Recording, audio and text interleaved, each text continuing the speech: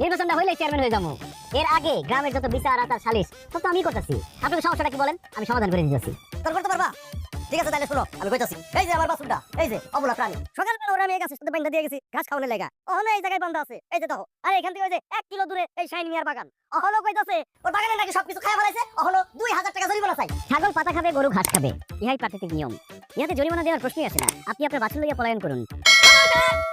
বাছুর দিতে পারবি না, এই বিচার আমি মানি না। ক্ষতিপূরণ দিবি 2000 টাকা, তারপর বাছুর নিয়ে যাবি। ক্ষতিপূরণ দিবি, তারপর বাছুর নিয়ে যাবি। এই টাকা তুই ওই গাছে ধরে, হ্যাঁ চাইলে দিন টাকা গাছে ধরুন আর নদীতে বাসো, জরিমানা তো দিতে হবে। বেটা যে বাগান করছে, মাগনা করছে, টাকা করছিস না? এই তুই মানবতা বিরোধী কথা বলছ কেন?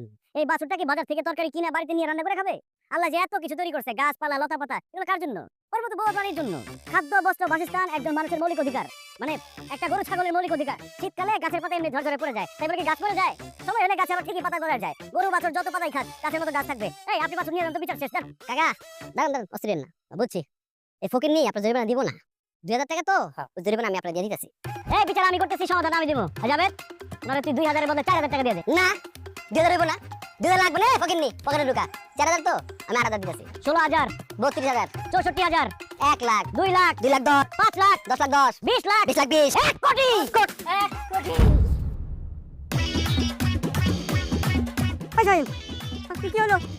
কোটি টাকার ভার সবাই সইতে পারে না। চল কি করো? 2000 দিয়ে দে। ভাই, পকেটে টাকা আছে মাত্র 1200। উঠলে কোয়েন